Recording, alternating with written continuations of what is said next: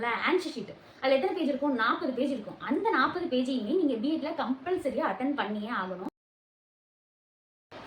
Hi guys, எல்லாருக்கும் வணக்கம். Welcome back to our channel. இன்னைக்கு என்ன பார்க்க போகிறோம் அப்படிங்கிறத தமிழில் வச்சு நீங்கள் ஆல்மோஸ்ட் கண்டுபிடிச்சிருப்பீங்க. இந்த டாபிக் எதுக்காக அப்படின்னு கேட்டிங்கன்னா, என்னோட ஃப்ரெண்ட்ஸ், என்னோட ஜூனியர்ஸ் எல்லாருமே வந்து மாஸ்டர் டிகிரி, யூஜி எல்லாமே முடிச்சுட்டு இப்போ வந்து காலேஜ் விட்டு வெளியே போக போகிறாங்க.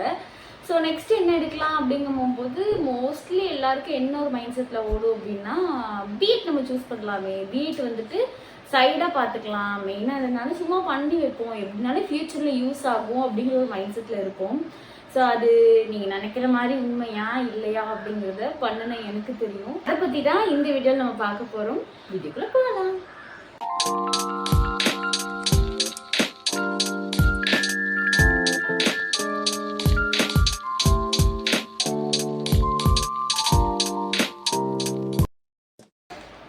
குழப்பிக்க வேண்டாம், உங்களுக்கு நான் ஈஸியாக ஸ்டெப் பை ஸ்டெப்பாக சொல்லிடுறேன். ஸோ இது நீங்கள் சூஸ் பண்ணணுமா வேண்டாமா அப்படிங்கிறத நீங்களே முடிவு பண்ணிக்கோங்க. ஃபர்ஸ்ட் வந்து பிஎட் அப்படிங்கிறது பேச்சுலர் ஆஃப் எஜுகேஷன். நீங்கள் டீச்சர் ஆகக்கூடியதுக்கு ஒரு பேசிக்காக தேவைப்படக்கூடிய ஒரு டிகிரி, அவ்வளோதான். எலிஜிபிலிட்டி அப்படின்னு கேட்டிங்கன்னா, நீங்கள் படித்த காலேஜில், அதாவது 3 இயர்ஸ் காலேஜ் படிச்சிருப்பீங்களா யூஜி, அதில் வந்து 50% மார்க்கோட நீங்கள் பாஸ் அவுட் ஆகி வந்திருக்கணும். நீங்கள் பிஜி பண்ணியிருந்தாலும், மாஸ்டர் டிகிரி பண்ணியிருந்தாலும் பரவாயில்ல, இல்லை பேச்சுலர் டிகிரி பண்ணியிருந்தாலும் பரவாயில்ல, அதில் நீங்கள் 50% மார்க்கோட பாஸ் அவுட் ஆகி வந்திருக்கணும் அப்படிங்கிறதா இங்கே இருக்கக்கூடிய ஒரே விஷயம். நீங்கள் அப்படி ஒரு வேளை அந்த மார்க் வச்சுருந்தீங்க அப்படின்னா நீங்கள் கண்டிப்பாக பிஎட் சூஸ் பண்ணிக்கலாம். நெக்ஸ்ட் வந்து சப்ஜெக்ட். இந்த சப்ஜெக்ட்டுங்கிறது எப்படி இருக்கும் பார்த்தீங்கன்னா, நீங்கள் காலேஜில் சூஸ் பண்ண டிகிரியை வச்சு நீங்கள் என்ன டீச்சர் அப்படிங்கிறத இங்கே வந்து ஃபிக்ஸ் பண்ணுவாங்க. ஏன்னு கேட்டிங்கன்னா, இப்போ நீங்கள் காலேஜில் இங்கிலீஷ் எடுத்திருந்தீங்க அப்படின்னா இங்கே வந்து நீங்கள் இங்கிலீஷ் டீச்சராக கன்சிடர் பண்ணுவீங்க. உங்களால் இங்கிலீஷ் டீச்சராக மட்டும்தான் ஆக முடியும். இப்போ எக்ஸாம்பிளுக்கு என்ன எடுத்துக்கிட்டீங்க அப்படின்னா, நான் வந்து பிஎஸ்சி மட்டும்தான் பண்ணியிருக்கேன், ப்ளஸ் பிஎட் முடிச்சிருக்கேன். பிஎஸ்சி பிஎட் முடிச்சிருக்கோம் அப்படின்னா நம்ம 10th வரைக்கும் கிளாஸ் எடுத்துக்கலாம். அப்படிங்கும்போது நான் ஃபிசிக்ஸாக இருந்தாலுமே என்னை சயின்ஸாக மட்டும்தான் கன்சிடர் பண்ணுவாங்க. அதே நேரம் நான் வந்து மாஸ்டர் டிகிரி பண்ணியிருக்கேன் அப்படிங்கிற பட்சத்தில் நான் 11th 12th கூட எடுக்கலாம். 11th 12th ஃபிசிக்ஸ் வந்து செப்பரேட் ஆகிருக்கும். ஸோ என்னோட சப்ஜெக்டை மட்டும் நான் எடுக்கிற மாதிரி இருக்கும். ஒருவேளை நான் மாஸ்டர் டிகிரி பண்ணலாம் அப்படின்னா மட்டும்தான் நான் 10th வரைக்கும் ஓவராலாக எல்லா சயின்ஸையும் எடுக்கிற மாதிரி இருக்கும். ரெண்டுத்துக்குள்ள டிஃப்ரெண்ட் இவ்வளோ தான். ஓகே, ஆல்ரெடி உங்களுக்கு தெரிஞ்சிருக்குன்னு நினைக்கிறேன். பிஎட்ங்கிறது 2 வருஷம் இருக்கக்கூடிய ஒரு கோர்ஸ் தான். இதில் ஃபர்ஸ்ட் இயரில் நீங்கள் வந்து 2 செம் அட்டன் பண்ணீங்க. 2 செம்முமே நீங்கள் வந்து தியரியாக எழுதுகிற மாதிரி தான் இருக்கும். எக்ஸாம் பற்றி நான் லாஸ்ட்டு சொல்கிறேன், அது பெரிய விஷயம். அதுதான் இருக்கிறதே ரொம்ப கஷ்டமாக இருக்கும். மற்றபடி ரொம்ப ஜாலியாக தான் போயிட்டு இருக்கும், நீங்கள் சூஸ் பண்ணக்கூடிய காலேஜ் பொறுத்து. ஓகே, கிளாஸ் வந்து எப்போ ஸ்டார்ட் ஆகும், நான் எப்போ வந்து ஜாயின் பண்ணிக்கலாம் பிஎட்ல அப்படின்னு கேட்டிங்க அப்படின்னா, உங்களுக்கு நார்மலாக இருக்கக்கூடிய காலேஜ் மாதிரி இந்த காலேஜ் இருக்காது. கிட்டத்தட்ட எம்எஸ்சி கூட கொஞ்சம் பரவாயில்லாமல் காலேஜ் ஓப்பன் ஆகிரும். அதை விடையும் இது ரொம்ப லேட்டாக. இப்போ நீங்கள் ஒரு வேளை அட்டானமஸ் காலேஜாக இருக்கீங்க அப்படின்னா உங்களுக்கு நார்மலாக ஜூன் ஜூலைலேயே காலேஜ் எல்லாம் ஸ்டார்ட் ஆக ஆரம்பிச்சிருக்கும். நீங்கள் தமிழ்நாடு டீச்சர் யூனிவர்சிட்டிக்கு கீழே வந்துட்டீங்க அப்படின்னா உங்களுக்கு ரொம்ப ரொம்ப ஸ்லோவாக லேட்டாக தான் வந்து காலேஜ் ஸ்டார்ட் ஆகிறதா இருக்கட்டும், எக்ஸாம்ஸாக இருக்கட்டும், எல்லாமே கொஞ்சம் லேட்டாக தான் இருக்கும். நான் வந்து ஜூலையில் வந்து ஜாயின் பண்ணேன். பட் எனக்கு நவம்பர் 4th தான் ஸ்டார்ட் ஆச்சு, காலேஜே ஸ்டார்ட் ஆச்சு. என்னோட ஃப்ரெண்ட்ஸ் எல்லாம் கிண்டல் பண்ணிகிட்டே இருந்தாங்க, என்ன நீ காலேஜ் படிக்கிறியா இல்லையா, அந்த அளவுக்கு வந்து ரொம்ப லேட்டாக ஓப்பன் ஆச்சு. இங்கே உங்களோட ஃபர்ஸ்ட் இயர் எப்படி இருக்கும் அப்படின்னு பார்த்தீங்கன்னா, ஆகஸ்ட்ல இருந்து மார்ச் வரைக்கும் ஒரு செமஸ்டர். நீங்கள் ஆகஸ்ட்லேருந்து ஸ்டார்ட் பண்ணி மார்ச்சில் எக்ஸாம்ஸ் எழுதுவீங்க. திரும்பி மார்ச்லேருந்து ஆரம்பித்து ஆகஸ்ட் இல்லைன்னா செப்டம்பர் வரைக்கும் கூட உங்களுக்கு போகலாம் செகண்ட் செமஸ்டர். அதுக்கப்புறம் செப்டம்பர்லேருந்து ஜனவரி வரைக்கும் நீங்கள் இன்டர்ன்ஷிப் 80 நாள் அட்டன் பண்ணுறதை வச்சு உங்களுக்கு கமிஷன் நடக்கும். கமிஷன் வந்து பெரிய பெரிய ப்ராசஸ். அந்த ப்ராசஸ் பற்றி உங்களுக்கு தெரியணும் அப்படின்னா நீங்கள் கமெண்ட் பண்ணுங்கள். நான் ஒரு செப்பரேட் வீடியோவாக ஃபுல்லாக A to Z எல்லாமே ஃபுல்லாக புரிகிற மாதிரி உங்களுக்கு நான் வீடியோ ஷேர் பண்ணுறேன். நெக்ஸ்ட் வந்து 4th செமஸ்டர் எப்போ ஆரம்பின்னு கேட்டிங்கன்னா, திரும்பி அதே மாதிரி தான் மார்ச் டு ஆகஸ்ட் வரைக்கும் இருக்கும். உங்களுக்கு ஆகஸ்ட்டில் எக்ஸாம்ஸ் வந்துடும். ஸோ நெக்ஸ்ட்டு நான் எப்படி படிக்க முடியும், பிஎட் பண்ணிட்டு இருக்கும் போது என்னோட டிகிரி எல்லாம் அங்கே இருக்கும், நான் எப்படி அடுத்த வேலையில் எப்படி ஜாயின் பண்ண முடியும் அப்படின்னா, உங்களுக்கு அந்த மே கிட்ட வரும்போதே உங்களோட சர்டிஃபிகேட் எல்லாமே கொடுத்துருவாங்க. ஸோ நீங்கள் எங்கே போய் ஒர்க் ஜாயின் பண்ணாலும் பண்ணிக்கலாம், இல்லை நெக்ஸ்ட் நீங்கள் அடுத்து படிக்க போகிறீங்க அப்படின்னாலும் படிச்சுக்கலாம். அது எந்த பிரச்சனையும் இருக்காது. ஓகே, எங்கள் பேப்பர்ஸை பொறுத்த வரைக்கும் ரொம்ப கஷ்டமாக இருக்குமா அப்படின்னு கேட்டிங்கன்னா கண்டிப்பாக கஷ்டமே கிடையாது. ஓவராலாக நீங்கள் வந்து கதை எழுதுகிற மாதிரியே தான் இருக்கும். பேப்பர்ஸ் வந்து மொத்தம் 5 பேப்பர்ஸ் உண்டு.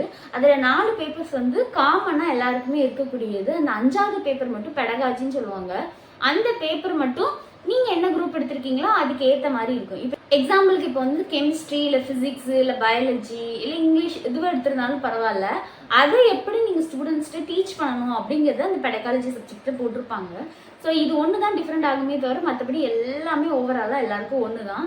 இதில் இந்த பெடகாலஜி பேப்பரில் மட்டும் டெக்னிக்ஸ் சொல்லுவாங்க. நீங்கள் வந்து சயின்ஸை இப்படி தான் நீங்கள் டீச் பண்ணணும், மேக்ஸை நீங்கள் இப்படி தான் டீச் பண்ணணும், இங்கிலீஷ் வந்து இப்படி தான் டீச் பண்ணணும் அப்படிங்கிறது அந்த டெக்னிக்ஸை சொல்லிக் கொடுக்கறதுக்காக மட்டும்தான் அந்த பேப்பர் தனியாக இருக்கும். மற்றபடி ஓவராலாக எல்லாத்துக்குமே ஒன்று தான்.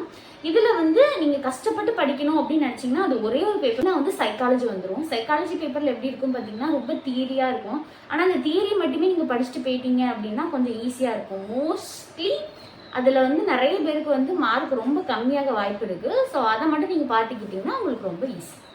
நான் பேப்பரோட டீட்டெயில்ஸ் எல்லாமே சொல்கிறேன். அதோட நேமை பார்த்தாலே உங்களுக்கு தெரிஞ்சிருக்கு அது எவ்வளோ ஈஸியான பேப்பர். நீங்கள் ஓவராலாக நீங்கள் கதையை அடிச்சுக்கலாம்.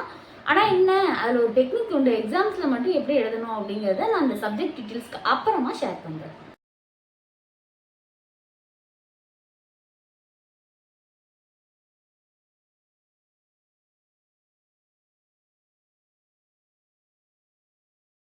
இருக்கிறதுலே ரொம்ப ரொம்ப கஷ்டமான விஷயம் அப்படின்னு கேட்டிங்கன்னா எனக்கு தெரிஞ்ச வரைக்கும் இந்த எக்ஸாம்ஸ் மட்டும்தான்.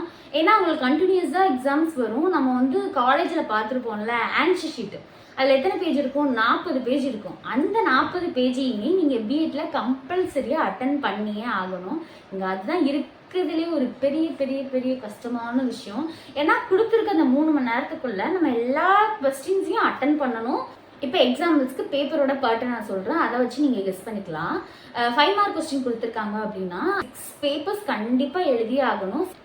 5 into 6 30 பேப்பர்ஸ் கம்பல்சரியாக உங்களுக்கு வந்துடும். நெக்ஸ்ட்டு வந்து நீங்கள் வந்து 3 மார்க் அட்டன் பண்ணணும். 3 மார்க் இங்கே எப்படி இருக்கும் பார்த்தீங்கன்னா 3 மார்க்ஸ் கம்பல்சரியாக அட்டன் பண்ணியே ஆகணும். அதில் பார்க்கும் போகும்போது ஒவ்வொரு கொஸ்டினுக்கும் நீங்கள் வந்து 3 பேப்பர் எடுக்கணும். 3 எடுத்தீங்கன்னா 9 பேப்பர் வந்துடும். அப்போ 39 பேப்பர் கரெக்டாக ஆச்சா?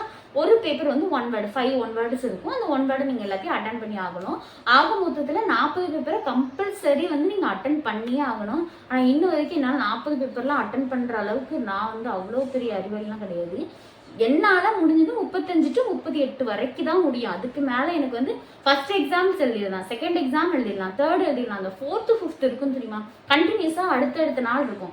காலையிலன்னா காலையில், மதியம்னா மதியம் அந்த மாதிரி இருக்கும். ஸோ படிக்கிறதுக்கெல்லாம் டைம் இருக்கும். நீங்கள் ஓவராலாக ஃபுல்லாக செமஸ்டரில் படிக்கலனாலுமே கடைசி ரீட் பண்ணதை வச்சு டாப்பிக்கை மட்டும் நீங்கள் படிச்சிட்டிங்க அப்படின்னா அந்த கொஸ்டினை நீங்கள் அட்டன் பண்ணிடலாம். இதில் காலேஜில் வேறு சொல்லிக் கொடுப்பாங்க, உங்களுக்கு இந்த கொஸ்டின் இம்பார்ட்டன்ட்பா, இதை நீங்கள் படிச்சுக்கோங்க அப்படின்னு சொன்னாங்கன்னா அதை கண்டிப்பாக பார்த்துக்கோங்க. ஏன்னா இத்தனை வருஷம் அந்த கொஸ்டின் ரிப்பீட் ஆகிக்கிட்டே இருக்கும். அதுதான் அவங்க வந்து உங்கள்கிட்ட சொல்லுவாங்க.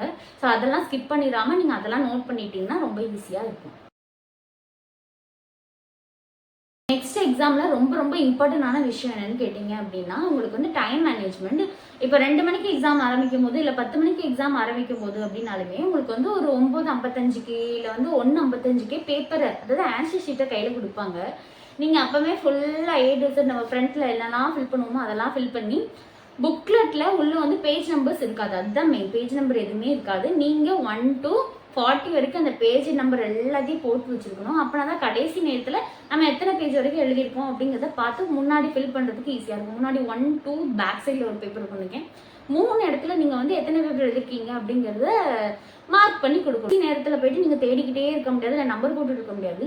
அந்த குறிப்பிட்ட கொஞ்சம் டைத்து நீங்கள் யூஸ் பண்ணிட்டீங்க அப்படின்னா உங்களுக்கு வந்து அப்படியே ஒரு மாதிரி ரன்னிங்லேயே தான் போயிட்டுருக்கோம். எக்ஸாம்ஸ் எல்லாமே 1:55 ஆரம்பிக்கும் அப்படின்னா 5 மணி வரைக்கும் உங்களுக்கு ஒரே ரன்னிங்கில் தான் போயிட்டுருக்கும். உங்களால் எதுவுமே பண்ண முடியாது.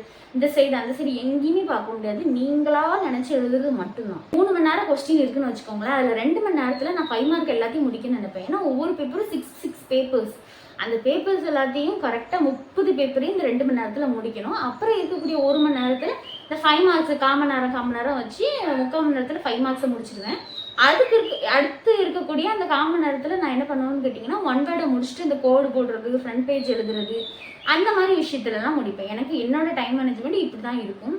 இது மட்டும் கொஞ்சம் ரஷ்ஷாக போய்கிட்டே இருக்கிற மாதிரி இருக்கும். மற்றபடி இதை சமாளிக்க கற்றுக்கிட்டிங்கன்னா கொஞ்சம் ஈஸி தான். ஓகே, நெக்ஸ்ட் என்னன்னு கேட்டிங்கன்னா ஃபீஸ் ஸ்ட்ரக்சர். ஃபீஸ் வந்து உங்களுக்கு கொஞ்சம் அதிகமாக இருக்கிற மாதிரி தான் ஃபீல் ஆகும். 35,000 45,000 வரைக்கும் உங்களுக்கு ஃபர்ஸ்ட் இயரில் மட்டுமே ஃபீஸ் இருக்கும். மற்றபடி புக்கெல்லாம் நீங்கள் தான் வாங்கிக்கணும். சில காலேஜில் இந்த ஃபீஸ்க்குள்ளே கொடுக்காங்க, ஆனால் மற்ற சில காலேஜில் எப்படின்னு எனக்கு தெரியல. ஸோ உங்களுக்கு நீங்கள் எந்த காலேஜ், மெயினாக நான் சொல்லக்கூடிய ஒரே விஷயம் அதுதான், நீங்கள் எந்த காலேஜ் சூஸ் பண்ண போகிறீங்களோ அந்த காலேஜில் இதுக்கு முன்னாடி படித்தவங்ககிட்ட கேட்டுக்கங்க, எப்படி இருக்குது காலேஜ், எந்த மாதிரி சொல்லிக் கொடுப்பாங்க. இப்போ எனக்கு தெரிஞ்ச வரைக்குமே எங்கள் ஊரில் வந்து இக்னேஷியஸ் இருக்குது, அங்கே வந்து ரொம்ப ரொம்ப சூப்பராக சொல்லிக் கொடுப்பாங்க. நிறைய விஷயம் எக்ஸ்ட்ராவாக நம்ம கற்றுக்கலாம். நம்ம கொடுக்குற அமௌண்ட்டுக்கு கொஞ்சம் யூஸ்ஃபுல்லாக இருக்கணும். போனோம், சும்மா இருந்தோம், அப்புறம் வந்துட்டு ஏதோ படித்தோம், ஏதோ வந்தோம், ஆல்ரெடி படித்ததை எழுதணும் அப்படின்னு இல்லாமல் எக்ஸ்ட்ரா உங்களுக்கு என்னென்னலாம் சொல்லி கொடுக்காங்க அப்படிங்கிற மாதிரி எந்த காலேஜெலாம் இருக்கோ அதை பார்த்து மறக்காமல் சூஸ் பண்ணுங்க. ஓகே, செகண்ட் இயருக்கும் இதே மாதிரி தான் ஃபீஸ் வரும். 35,000 45 வரைக்கும் இருக்கும். நீங்கள் ரெகுலராக டெய்லி காலேஜ் போய் படிக்கீங்க அப்படின்னா 42,000 வரைக்கும் இருக்கும். அதுக்கப்புறம் நீங்கள் வந்து இர்ரெகுலராக படிக்கீங்க, டிஸ்டன்ஸ் எஜுகேஷன் இருக்கீங்க அப்படிங்கிற பட்சத்தில் இருக்குது 45,000 55 வரைக்கும் கூட வரதுக்கான சான்சஸ் எல்லாம் இருக்குது. நீங்கள் சூஸ் பண்ணுற காலேஜை பொறுக்க நான் சொல்லிக்கிறேன். கமிஷன் பற்றி உங்களுக்கு ஏதாவது டீட்டெயில்ஸ் தேவைப்பட்டுச்சு அப்படின்னா என்னோட இன்ஸ்டாகிராம் அக்கௌண்ட்டும் இருக்குது, நான் கொடுத்துருக்கேன். அதிலே நீங்கள் மெசேஜ் பண்ணி கேட்டுக்கலாம். அப்படி இல்லாத பட்சத்தில் வந்து நீங்கள் கமெண்ட் பாக்ஸில் கமெண்ட் பண்ணுங்கள், உங்கள் கூட நான் ஷேர் பண்ணுறேன். இதில் என்னெல்லாம் இருக்குது அப்படின்னு பார்த்தீங்கன்னா, கமிஷன்னாலே நமக்கு வந்து லெசன் பிளானு, எய்டு, ட்ரைனிங் எப்படி போகுது, எல்லாத்தையுமே நிறைய பார்க்கணும். அதில் ஏகப்பட்ட விஷயம் அடங்கியிருக்கு. எக்ஸாம்பிளுக்கு வந்து இப்போ நான் ரெக்கார்டு இருந்தா இருக்கு, அந்த ரெக்கார்டு இந்த மாதிரி உங்களுக்கு வந்து ஒரு 20 ரெக்கார்டு கொடுத்துருவாங்க. இந்த 20 ரெக்கார்டு எப்படி எழுதணும், இல்லை ஐடியாஸ் ஏதாவது வேணும் அப்படின்னா மறக்காம கமெண்ட் பண்ணுங்க, நான் உங்க கூட ஷேர் பண்ணுறேன். ஓகே, லாஸ்ட்டாக நம்ம பார்க்க போகிறது பிஎட் எடுக்கிறதுல என்ன பாசிட்டிவ் என்ன நெகட்டிவ், இந்த 2 விஷயத்தை மட்டும் பார்த்துட்டு இந்த வீடியோ முடிச்சுக்கலாம். ஸோ பாசிட்டிவ் அப்படின்னு கேட்டிங்கன்னா, இது கொஞ்சம் ஈஸியான சப்ஜெக்ட். நீங்கள் யூஜி பண்ணியிருக்கும் போது சரி, பிஜி பண்ணியிருக்கும் போது சரி, 2 கோர்ஸையும் கம்பேர் பண்ணும்போது இந்த பிஎட் வந்து கொஞ்சம் ஈஸியாக இருக்கும். ஏன்னா நீங்களே ஓனாக எழுதுற மாதிரி இருக்கும். இதில் மோஸ்ட்லி என்ன மாதிரி இருக்கும்னா, பிள்ளைங்க எப்படி பார்த்துக்கணும், பிள்ளைங்க என்ன மாதிரி சேட் பண்ணுவாங்க, அவங்களுக்கு எப்படி நம்ம வந்து டீச் பண்ணணும், அவங்ககிட்ட எப்படி நடந்துக்கணும், மேனேஜ்மெண்ட்டில் எப்படி நடந்துக்கணும், ஸ்கூலில் எப்படி நடந்துக்கணும், அதுக்கப்புறம் வந்துட்டு போர்டு எப்படி யூஸ் பண்ணணும், எப்படி டீச் பண்ணணும், இந்த மாதிரி தான் ஓவராலாக அவங்களுக்கு இந்த பிஎட் கிளாஸஸ் ஃபுல்லாகவே இருக்கும். ஸோ இதெல்லாம் நமக்கு எழுத தெரியும் தானே. என்ன நீங்கள் இங்கிலீஷ் மீடியமாக இருந்தால் இங்கிலீஷில் ஃபுல்லாக கதை அடிக்கணும், தமிழ் மீடியம்னா தமிழில் ஃபுல்லாக கதை. அவங்க வந்து மெயினாக டாப்பிக்கை மட்டும் தான் பார்ப்பாங்க, உள்ளே என்ன கண்டென்ட் இருக்குன்னா பார்க்க மாட்டாங்க. ஸோ டாப்பிக்கை வச்சு உங்களுக்கு மார்க் போட்டுக்கிட்டு போயிட்டே இருப்பாங்க. அதே நேரம் நீங்கள் 5 மார்க் கொஸ்டின் அட்டென்ட் பண்ணுறீங்க அப்படின்னா உங்களுக்கு கண்டிப்பாக 4, 4.5 மட்டும் தான் கிடைக்கும். ஃபுல் மார்க் போடவே மாட்டாங்க. பிஎட்ல வந்து ஃபுல் மார்க் வரவே செய்யாது. நெக்ஸ்ட் பாசிட்டிவான விஷயம் என்னன்னு கேட்டீங்க அப்படின்னா, உங்களுக்கு லக் இருந்து நீங்கள் எக்ஸாம் எழுதி பாஸ் ஆகிட்டீங்க அப்படின்னா உங்களுக்கு கவர்மெண்ட் ஜாப் தான். மந்த்லி 60,000 1 லட்சம் வரைக்கும் சம்பாதிக்கலாம். அப்படி இதில் சொல்லக்கூடிய அளவுக்கு பாசிட்டிவ்னு ஒன்றும் இல்லை. மேபி நீங்கள் பிஎட் படிச்சுட்டு இருக்கீங்க, இல்லை பிஎட் படித்தவங்க யாராச்சும் ரொம்ப யூஸ்ஃபுல்லான இருந்த விஷயம் ஏதாச்சும் இருந்துச்சுன்னா கமெண்ட்டில் ஷேர் பண்ணுங்க. ஓகே, இதில் நெகட்டிவாக இருக்கக்கூடிய விஷயம் என்னன்னு கேட்டிங்க அப்படின்னா, நீங்கள் கொடுக்குற ஃபீஸை ஒரு காலேஜில் போயோ இல்லை ஒரு ஸ்கூலில் போயோ நீங்கள் வந்து டீச் பண்ண போகிறோன்னு வச்சுக்கோங்களேன், ஸ்டார்டிங் சேலரியும் உங்களுக்கு வந்து 3K தான் கொடுப்பாங்க. 3000லேருந்து ஹையஸ்ட்டாக போனால் 7000. இந்த 3000லேருந்து 7000 வந்து மந்த்லிக்கு இவ்வளோதான் கொடுப்பாங்க. இதை நீங்கள் வந்து எத்தனை மாதம் வேலை பார்த்தா தான் உங்களோட ஃபீஸே ரிப்பீட் எடுக்க முடியும், பார்த்துக்கோங்க. அதே நேரம் ஒரு ப்ரைவேட் ஸ்கூலில் போயிட்டோம், இல்லை ப்ரைவேட் ஸ்கூலோ இல்லை வந்து கவர்மெண்ட் ஸ்கூலோ எந்த ஸ்கூலாக இருந்தாலும் பரவாயில்ல, நீங்கள் இன்டர்ன்ஷிப் அட்டன் பண்ணும் போதே உங்களை வந்து ஒரு கொத்தடிமைகள்னு சொல்லுவாங்க தெரியுமா, அந்த வார்த்தைக்கான அர்த்தத்தை அந்த இடத்துல புரிஞ்சுக்கலாம். அந்த மாதிரி தான் உங்களை ட்ரீட் பண்ணுவாங்க. லைக் எப்படி இருக்கும் அப்படின்னா, நமக்கு அடிமை சிக்கிட்டா அந்த மாதிரி தான் இருக்கும். ஃபுல் அண்ட் ஃபுல் வந்து உங்களுக்கு என்னென்ன வேலைலாம் உங்களுக்கு வாங்கணுமோ வச்சு வாங்கிடுவாங்க. அதே மாதிரி தான் வேலையிலையும் ப்ரைவேட் ஸ்கூல்ஸில் வேலைக்கு போகும்போது எல்லா பக்கமும் மோஸ்ட்லி வேலைன்னா அப்படி தான் இருக்கும் அப்படின்னு சொல்கிறவங்க ஓகே. ஆனால் வந்து நீங்கள் படித்த படிப்புக்கு கவர்மெண்ட் டீச்சராக ஆனீங்க அப்படின்னா உங்களோட சேலரிக்கு ஏற்ற மாதிரி, அதாவது வேலைக்கு ஏற்ற மாதிரி சேலரி இருக்கும். பட் ப்ரைவேட் ஸ்கூல்ஸில் வந்து வேலைக்கு ஏற்ற மாதிரி சேலரி இருக்குதே செய்யாது, ரொம்ப ரொம்ப கம்மியாக இருக்கும். அதை மட்டும் கொஞ்சம் பார்த்துக்கிட்டு சூஸ் பண்ணிக்கோங்க.